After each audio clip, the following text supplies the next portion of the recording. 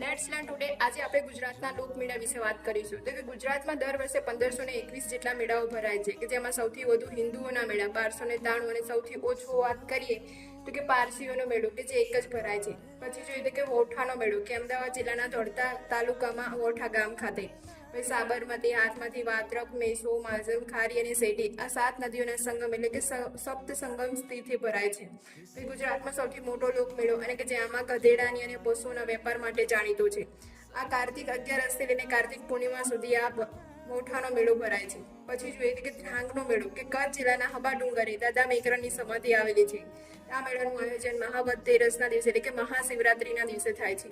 તો કે આદિવાસીઓના આહિર સમાજમાં દાદા સંત મેકરણની પૂજા થાય છે અને આમને જીનામનો સંદેશો આપ્યો હતો કે 2 સાથીઓ, કે લાલીઓ ગધેડો અને મોતીયો કૂતરો જાણીતો છે. પૈકી સ્તંભેશ્વરનો મેળો જોઈએ તો કે આ મંદિર ભરૂચ જિલ્લાના કાવી કંબોઈ ખાતે